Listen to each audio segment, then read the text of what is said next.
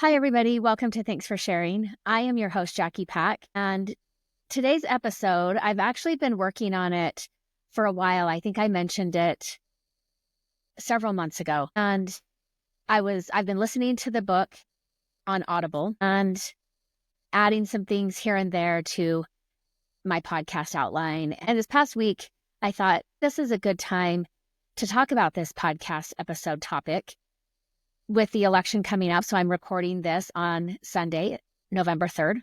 I have no idea how the election is going to go. Some days I am feeling pretty optimistic, or I start out feeling pretty optimistic, and then I go into a complete panic, and then I might be feeling cautiously optimistic. I saw somebody online say they are nauseatingly optimistic. I can totally relate to that. And then I'm in a sense of dread again. And the whole roller coaster of emotions starts all over again. So that's where I'm at. I don't really know what to expect other than I expect on Tuesday, November 5th, that Trump will announce that he won, while also knowing that the votes have not all been counted. So that's what I'm expecting. Other than that, I don't really know. I've also had a week where, in addition to my own anxiety, I've had clients. Most of my clients have come into their sessions this past week and talked about election anxiety. And they want to know from me, what do I do to manage this? And, I can give them some suggestions. I can give them ideas. I am honest about the fact that I'm not practicing anything that I preach right now. And we might be able to share some anxiety, and I'll encourage them to practice these things that I do not practice in order to try to manage the election anxiety. So let's get into this podcast episode. I want to talk today about coercive control. Evan Stark, who I will be referencing in this podcast, is the one who coined the term coercive control. And his work started back in the, I want to say, late 60s, early 70s. This was the beginning part of his book, where he was talking about his early days of working to create shelters for women who were experiencing domestic violence.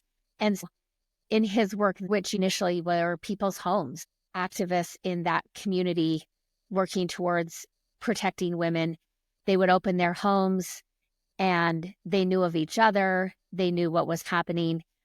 Really some interesting information. In the beginning of his book, he talked about the timeline of women's rights and how much that has intertwined with domestic violence, with a need for shelters for women to be housed in, with children, without children, while they are escaping an abusive relationship.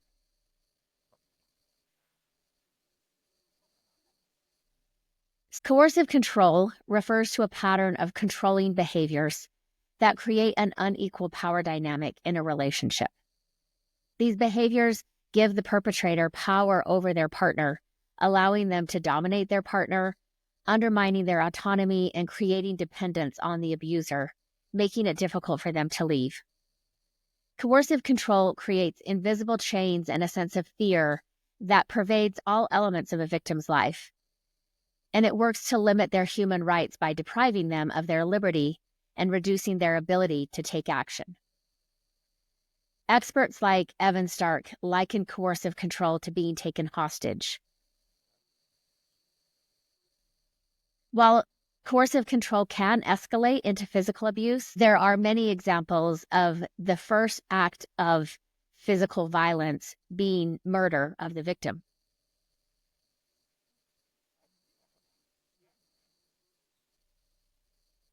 Even when it does not escalate to violence, coercive control is a form of emotional abuse that causes psychological trauma.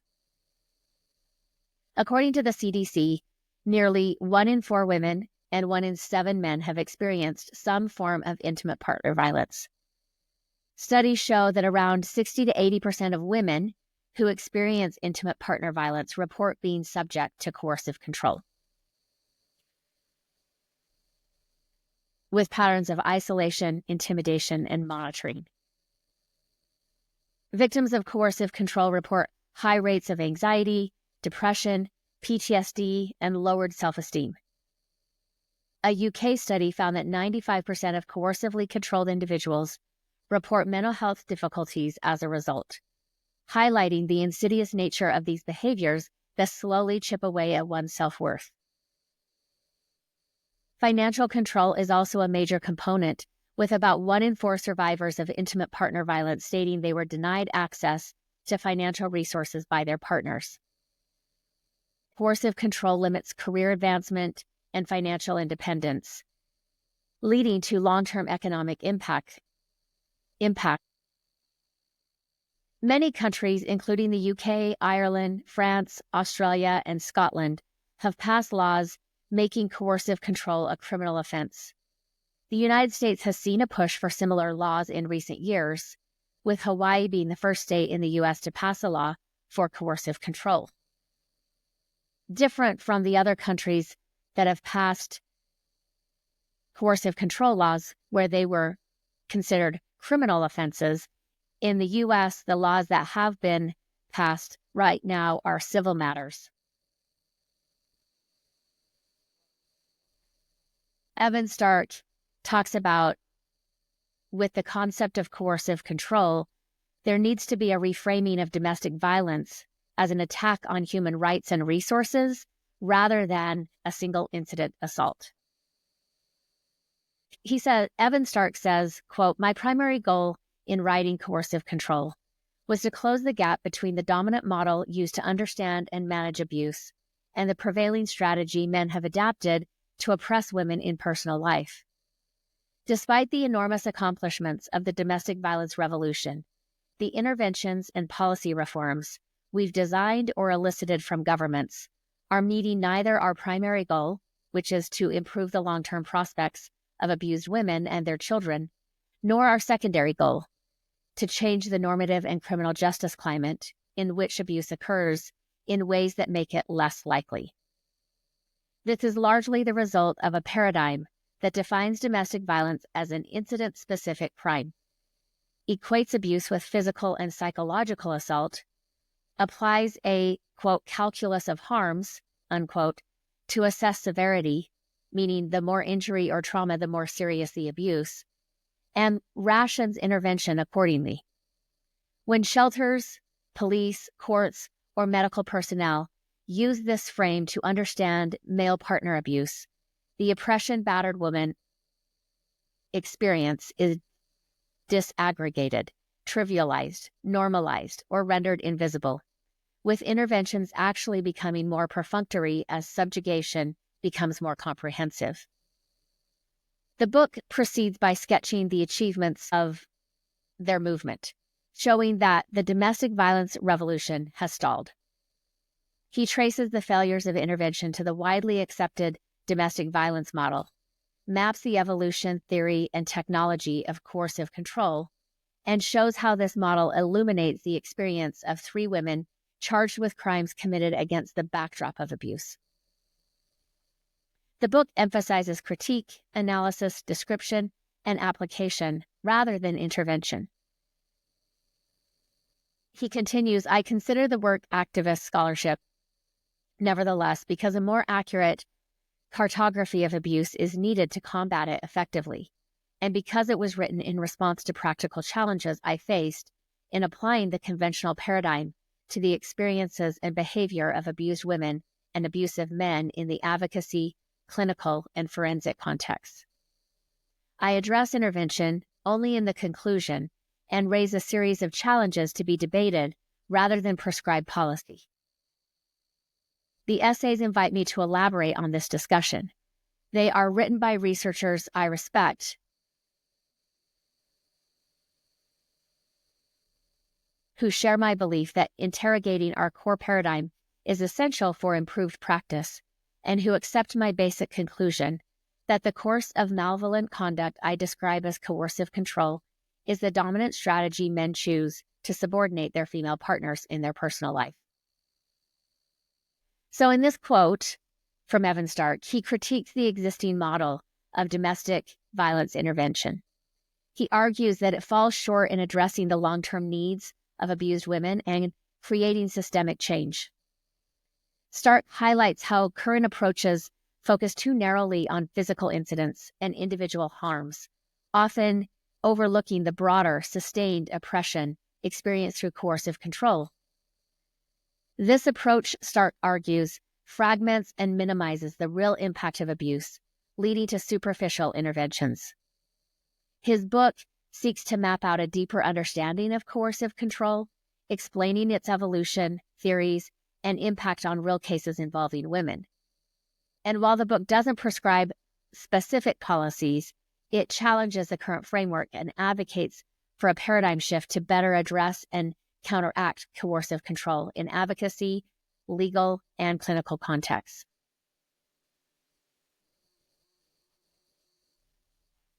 Evan Stark has been encouraging the use of the term coercive control to describe a course of oppressive behavior grounded in gender-based privilege.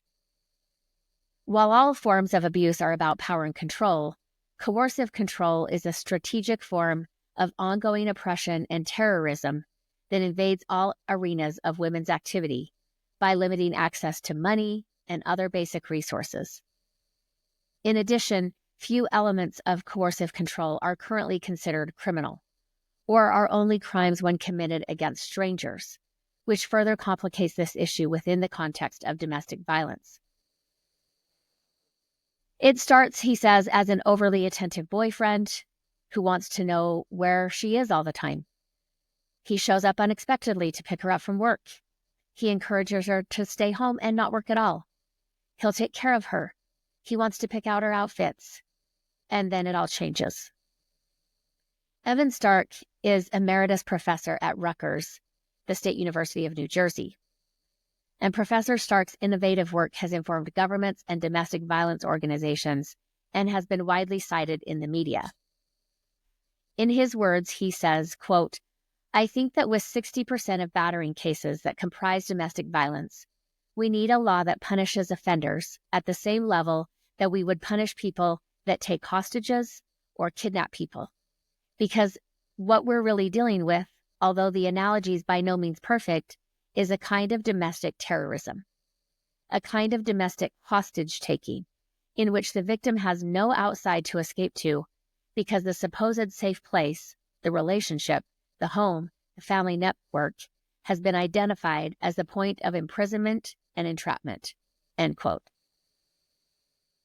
One of the things that I was reading, an article that I was reading that was talking about how they were training police in Scotland after coercive control laws went into effect.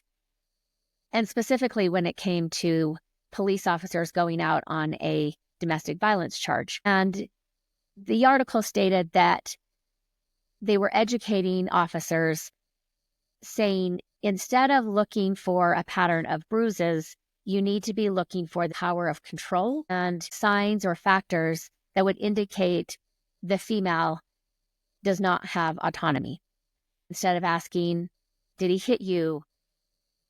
Or looking for signs of the violence, it would be asking the victim things like, do you have access to a bank account? Do you have possession of your passport? Things like that that would indicate that she does have autonomy or she does not actually have autonomy. One crucial aspect of understanding coercive control is recognizing how it's connected to the larger framework of patriarchy. In a patriarchal society, power dynamics tend to be skewed in favor of men, often embedding a sense of entitlement or dominance over others, especially in intimate relationships.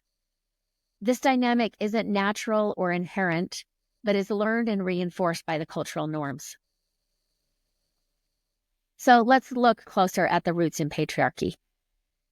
Like I said, patriarchy refers to a social system in which men hold primary power in roles of political leadership, moral authority, and control of resources. Historically, men were expected to lead or control their households, which often translated into domination in intimate relationships. This legacy has shaped norms that can make coercive control appear less obvious or even acceptable in many societies. When a man expects to make decisions on behalf of his partner or feels entitled to monitor or restrict her actions, he is acting out a learned pattern of patriarchal control. I wanted to share with you a clip from this past week where they are talking about a political ad that was made for the Harris campaign and narrated by actress Julia Roberts. You may have seen it. I think it's been making the rounds. If you are interested in following what's happening in politics, I know for a lot of people, they are, at this point in the election, they are sick of politics. They don't want to know what's going on. But I think that this captures so well what we talk about historically and yet is happening currently. So let me share my screen. If you are watching this on YouTube, you'll see the video of this clip and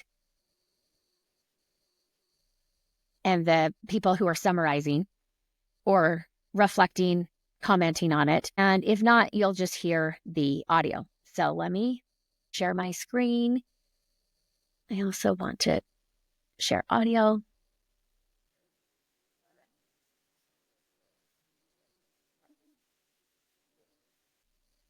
Okay, let me take this out. Okay, let me go back here and share the audio. It's in America where women still have a right to choose. You can vote any way you want.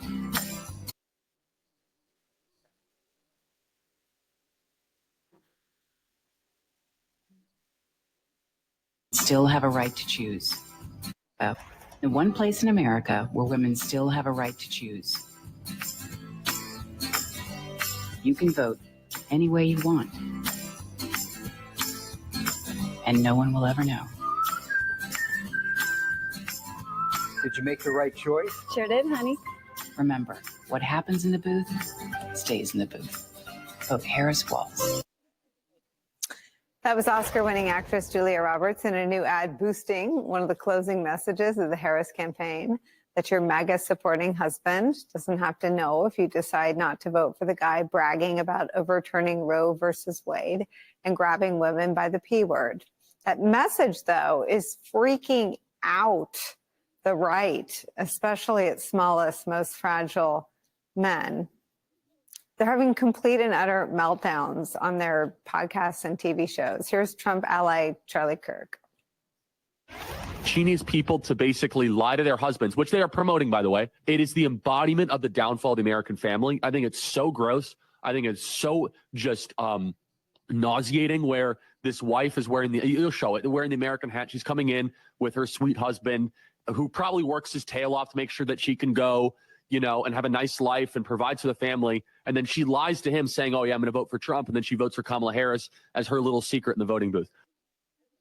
I didn't even know there were men that still thought that women never faked anything. Liz Cheney jumped on this, saying this: listen to this twit make Donald Trump's closing argument. Women, you know what to do. Vote Kamala. I have to show you one more thing. This is Jesse Waters, who can't believe women would actually think for themselves. And if I found out Emma was going into the voting booth and pulling the lever for Harris, that's the same thing as having an affair. That violates the sanctity of our marriage. Yes. What else is she keeping from me? Exactly. What else has she been lying about? Why would she lie to you? Have you threatened her? Why would she lie to you? Oh, they want me to tease. Why would she do that and then vote Harris? Why would she say she was voting Trump not the problem, and then voting Harris? And I caught her, and then she said, I lied to you for the last 4 years. You admit you intimidated. It's over, Emma. It's amazing how he basically said she'd be cheating on me if she did something I didn't want her to do, like cast a vote for someone I didn't particularly care for. The other P word here is patriarchy, and that's got to end, right? And that's one of the, I have to say this, Kamala Harris and that campaign are extraordinary at baiting Donald Trump.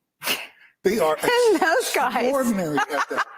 Because for that ad to have brought out that level of anger and panic, and there is no filter there for him to say, for others to say that, how dare the woman in my household do something I don't want her to do. It just goes right back into everything Elizabeth Warren said. It is all about control. It is all about control. It's not about having agency. It's not about showing any kind of authority or body sovereignty if you're a woman in that household. And the fact that that commercial airs suggests to me that they must know that this dynamic is taking place in a very widespread fashion. So if that's the case, and then call attention to it through that ad with Julia Roberts narrating, that's just spectacular. They are so good at this. And I'll just say very quickly. Yeah. Going back to the rally in Wisconsin, when Donald Trump he actually says earlier in that rally at some point, he doesn't want to be there, and he's only there because Brett Favre is there. And it really does show you the reluctance that Donald Trump has, the fact he does not want to be doing any of this. He doesn't want to be talking about policy. He doesn't want to be talking about campaigning, partly because he just doesn't care. But the other part is, it is for him all about control. And so when you think about the words of Michelle Obama over the weekend and talking to men in the community, again, it's not about the patriarchy, it's about the village, right? So she says, I need you to help protect us. Okay, so I think that clip is a great example, or it's a concerning example. It can be a terrifying example. And they talk about it in this joking way, but what they're talking about is actually very, very serious. Studies show that men are disproportionately the perpetrators of coercive control, especially in heterosexual relationships. According to research, women are twice as likely to experience coercive control in relationships than men, which reflects how traditional gender roles still assign men as the controllers in partnerships. The World Health Organization reports that over 30% of women worldwide experience some form of intimate partner violence, including coercive control, which stems from deeply entrenched beliefs about ownership and authority over female partners. So let's talk about how these patriarchal norms perpetuate certain myths that fuel coercive control.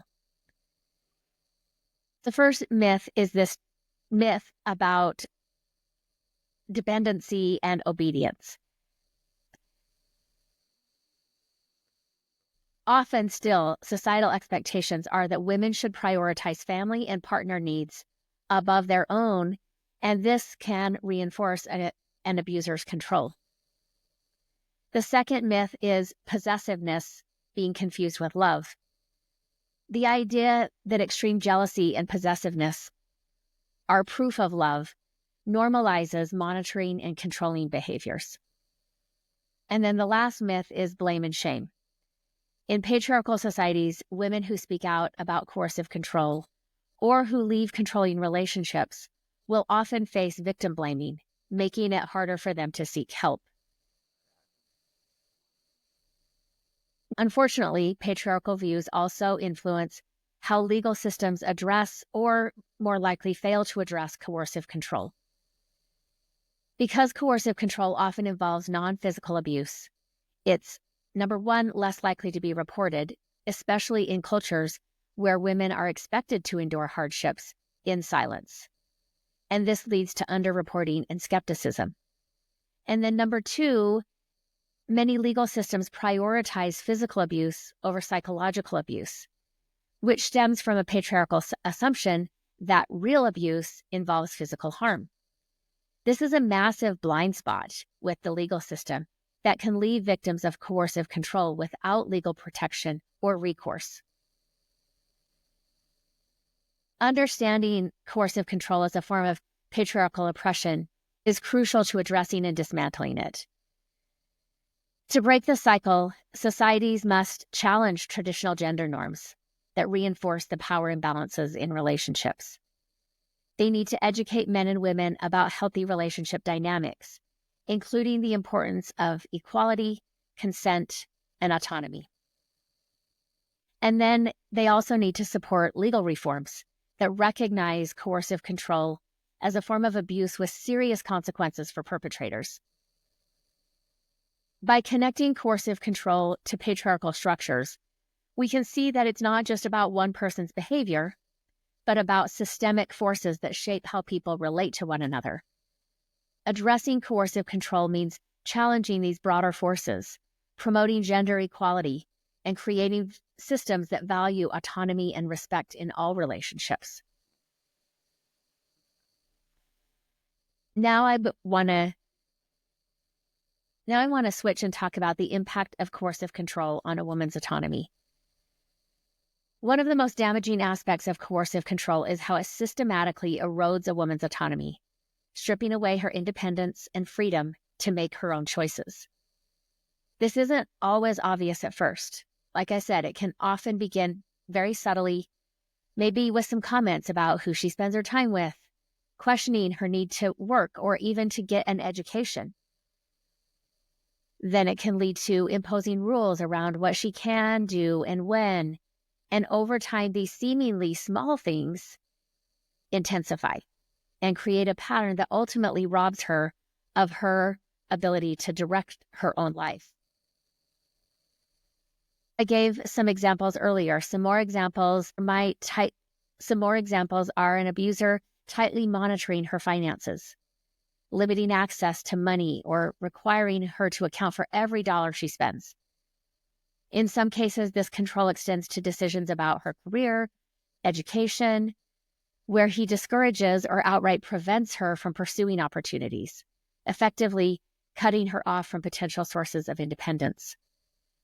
This financial dependence becomes another way of controlling her movements and reinforcing her reliance on him.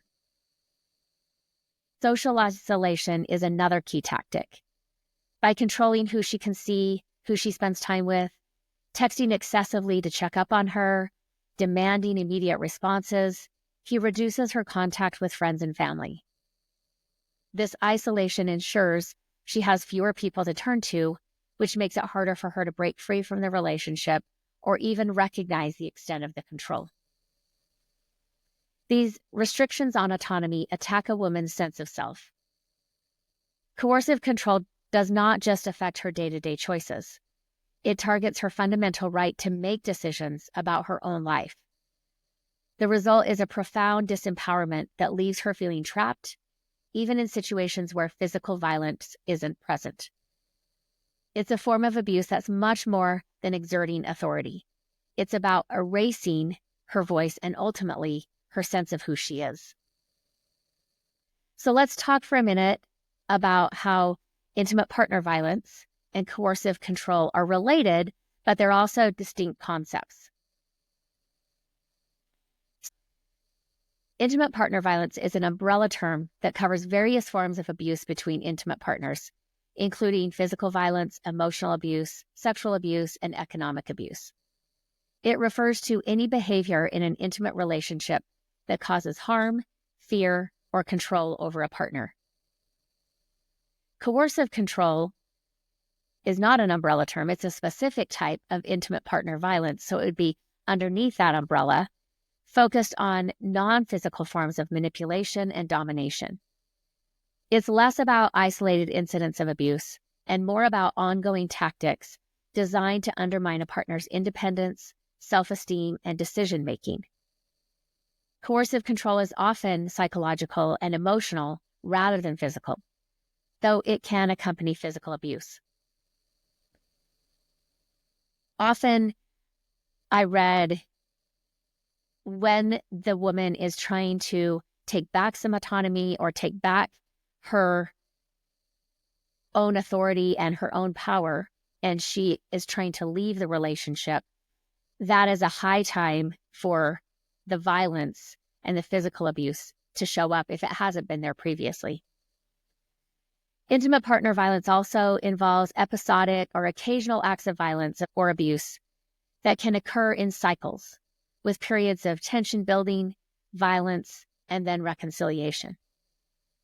Coercive control, however, is a persistent, overarching pattern of behaviors that aim to subjugate and control a partner continually. It's a slow but systematic erosion of autonomy, using methods like surveillance, isolation, and financial control to maintain dominance. Intimate partner violence can result in physical harm, fear, and immediate distress, where the damage is often visible and directly traumatic. Coercive control primarily harms autonomy, identity, and personal agency. The abuser's goal is to render the victim dependent, compliant, and isolated, even if no physical harm is involved. Intimate partner violence is widely recognized in legal frameworks, often resulting in charges for physical assault, harassment, or sexual assault. Coercive control is a newer area in terms of legal recognition. Some regions, like the UK, have made it a criminal offense, acknowledging the cumulative harm that it causes. However, because it can be less visible and harder to prove, legal systems are still catching up in terms of protective measures and penalties. So in essence, while intimate partner violence refers to any form of harm or abuse in intimate relationships, coercive control is a specific strategy within intimate partner violence that involves psychological manipulation and control to dominate a partner's life.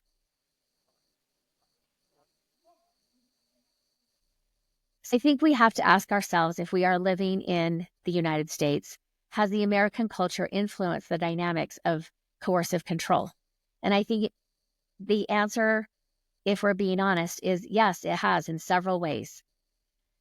The cultural expectations and societal norms around gender roles, independence, relationships, and authority contribute to an environment where coercive control can occur and in some cases be overlooked or minimized. Here's some specifics about how our cultural aspects play a role.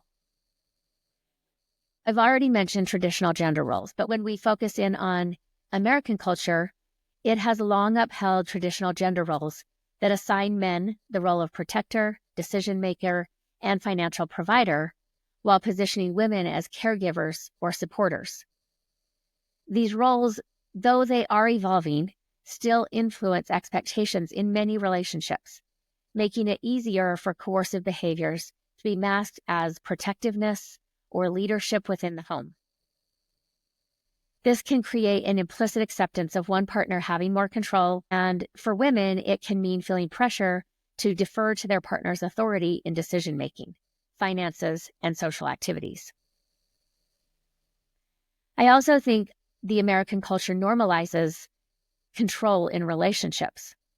We see this in American media, including movies, TV, music, which can sometimes glamorize jealousy, possessiveness, and monitoring behavior within the relationship.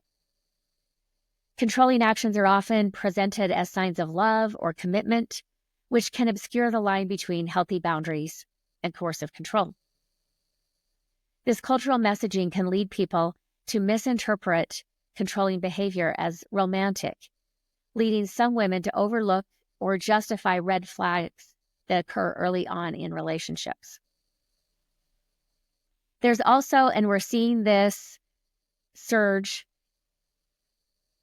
once again, the American culture has this stigma against independence in relationships, particularly when it comes to women. In the US, the ideal of the couple is often elevated over individuality. This is true especially for women. If you think of the comment about the childless cat ladies, there was no comments about childless cat men. Cultural narratives sometimes cast independence in relationships as being selfish or problematic, and they encourage women to focus on compromising or sacrificing to sustain a relationship, even if that comes at her expense. This expectation can pressure women to tolerate or dismiss controlling behavior, leading them to stay in relationships where their autonomy is compromised. Economic inequality in the U.S. also plays a role in making women more vulnerable to coercive control. Many of my listeners know I live in Utah, and Utah is the #1 state in the nation for gender pay inequality. This economic inequality plays a role in making women more vulnerable to coercive control. Women, especially single mothers or those in low-paying jobs, may feel financially dependent on their partner, which can make it more challenging to resist control or leave an abusive situation.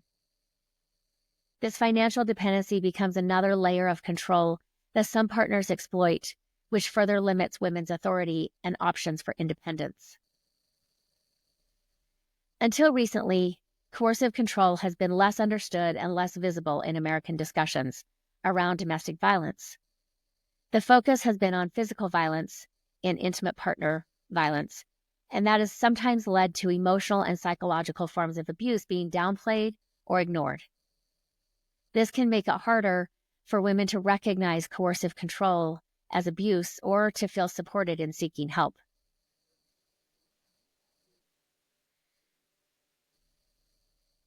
We also know that the religious and cultural communities within the U.S.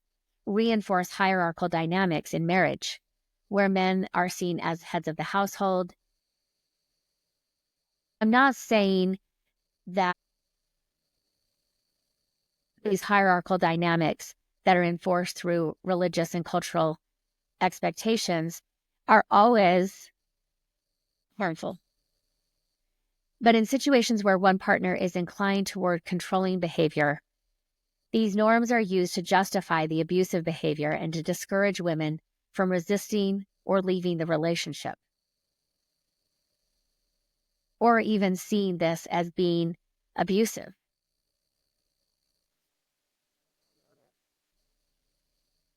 Until recently, U.S. laws have not criminalized coercive control, which makes it difficult for women to seek help in non-physical forms of abuse. This lack of legal support has been a cultural gap in addressing coercive control, although recent efforts are beginning to change this.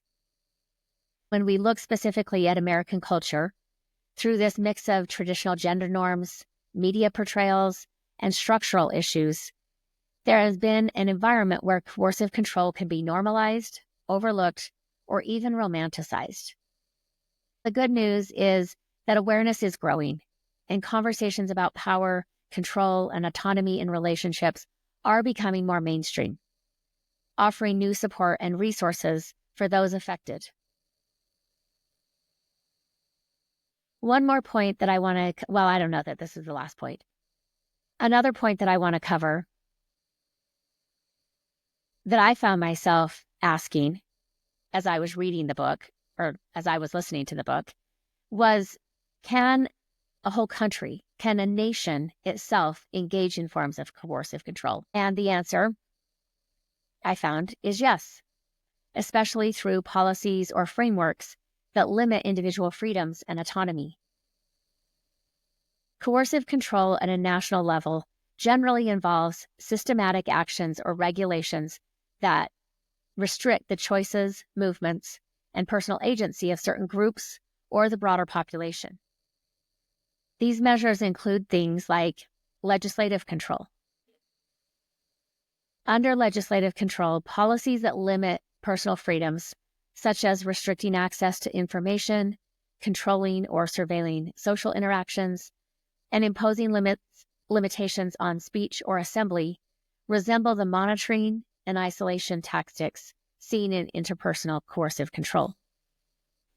Another way a nation can engage in coercive control is through economic leverage. Governments can exert control over citizens by manipulating economic resources, such as controlling funding for specific programs, limiting social benefits, creating dependency through financial policies that disproportionately affect certain groups. And the third way is that they can manipulate narratives. States might also control public perception through propaganda, limiting access to media, pushing narratives that justify certain restrictive measures, much like how individuals in abusive relationships might use emotional manipulation. If a government initiative were to use these types of methods to restrict freedoms, this could resemble coercive control. It would be important to understand the intent, the scope, and practical implications of any policy to determine if it reflects coercive control in a literal sense. But this also brings me to talking about Project 2025, which is outlined by the Heritage Foundation. Project 2025 includes a series of initiatives that some argue resemble coercive control tactics on a large scale. Aimed at restructuring federal governance, Project 2025 proposes reshaping government agencies to align with conservative ideologies or Christian nationalist ideologies, I would say. If you have listened to my podcast before, you know that I don't consider myself a conservative. But I would say right now, the platform and the ideologies that is being presented by the right, by the GOP, the current GOP, align more with Christian nationalist ideologies and not necessarily traditional or classic conservative ideologies. Key elements of Project 2025 include consolidating executive power, reclassifying civil servants into politically appointed roles. This is called the Schedule F plan, and potentially dismantling entire federal departments. This effort would effectively reduce independent oversight, replacing it with individuals who are loyal to the administration, which can limit accountability and transparency, which, adding here, in my opinion, is the goal. Project 2025 also includes significant measures to enforce conservative views on social issues. For instance, it advocates banning specific discussions in public schools, limiting reproductive rights, and challenging protections for transgender individuals. These efforts would restrict individual freedoms and assert control over personal and societal narratives, elements that parallel coercive control on a societal scale by enforcing rigid standards and limiting agency over personal life choices and expression.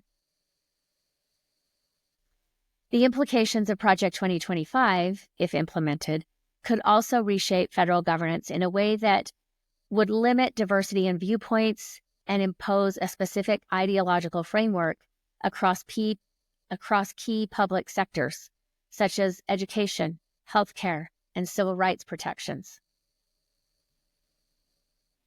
Project 2025's approach to abortion policies exemplifies a form of coercive control over women's bodily autonomy, with specific strategies focused on limiting reproductive rights in unprecedented ways. The Heritage Foundation and its affiliates plan to systematically reduce access to abortion and related healthcare services through mechanisms that would empower federal agencies to restrict access to reproductive health care without needing congressional approval. For example, they intend to overturn FDA approvals for widely used abortion medication, enforce restrictions that would prevent hospitals from performing emergency abortions in life-threatening cases, and prosecute the distribution of abortion-related medical supplies. These changes would not only limit abortion, but would also broaden government oversight into private medical decisions, impacting the health and safety of women nationwide.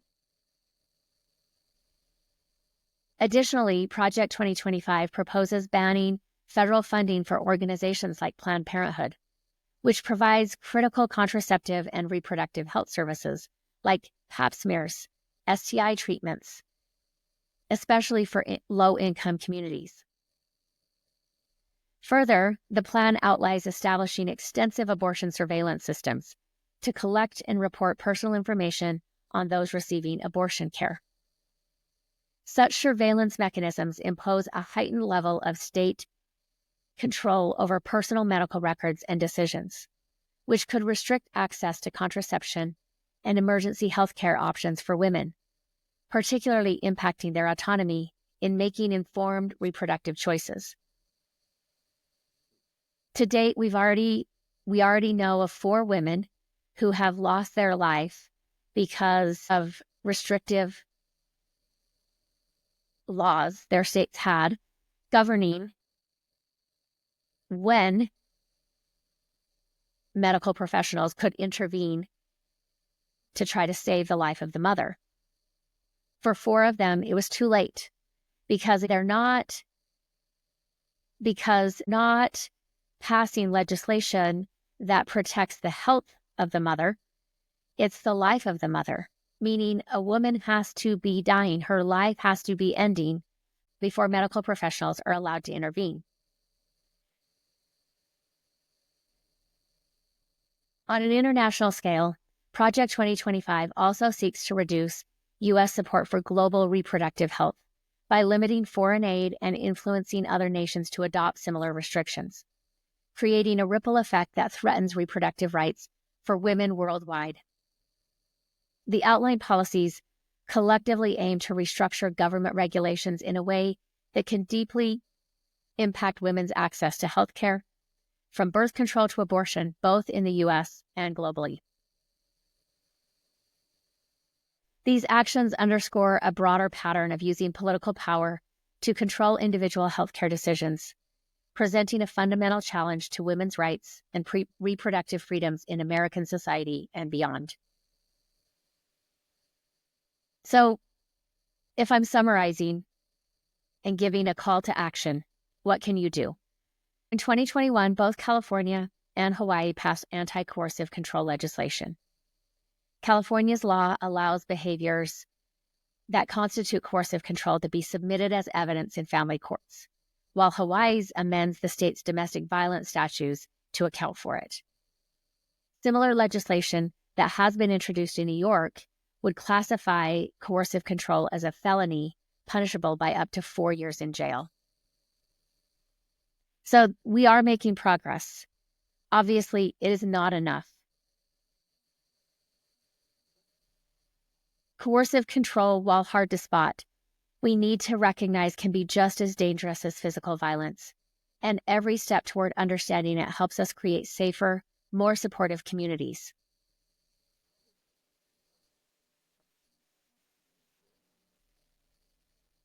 In Utah, in the past 2.5 years, I think it is, in 2022 and 2023, we had 2 cases of women who were killed by their partner. One was, she was attempting to leave the relationship. The other one had, in her mind, she had left the relationship. And as she was getting on the bus to go to work, her ex showed up and shot her, and she died on the scene. This woman happened to be the current lieutenant governor. Another case was an instance of family annihilation, where in that particular situation, I believe there was 5 or 6 children, and the mother-in-law was living in the home. And the wife had contacted an attorney and had started the process to divorce and to leave the home. And the father, who was thought to be an upstanding individual in the rural community here in Utah, shot all members of the family, including his mother-in-law, to death before turning the gun on himself and killing himself.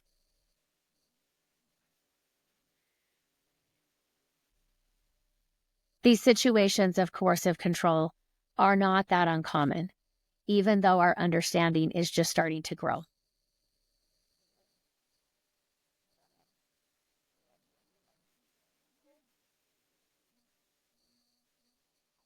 As the public becomes more aware of the issues of the impact of coercive control, we also need to ask our courts to recognize this form of abuse as readily as they can see bruises, cuts, and broken bones, and take the necessary legal steps to remove these abusers from their victims' homes, neighborhoods, places of work, and schools. Rebecca Solnit, who is an activist and author of Men Explain Things to Me, which was written in 2012, has a quote that she wrote in a social media post back in October of 2016. A. Boev, the then executive director of 350.org, recognized the quote's utility, pulled it out, and made it into a meme that has been making the rounds ever since, especially around election time, much to Rebecca's delight. The quote states, "A vote is not a Valentine, it's a chess move." End quote. I want to end with a quote by Thomas Paine. In the darkest hours of the American Revolution, Thomas Paine wrote, quote, "The times have found us," end quote. I would also add that the times have found us today, and we must fight for our democracy. We owe it to the women in our lives, to our children, and the generations of Americans who have fought and died to defend this country. Good luck, America. At the end of this episode, I want to remind you that your story matters. Remember, there's something meaningful in every chapter. Don't wait to share your story until it's finished. Until next time, Jackie.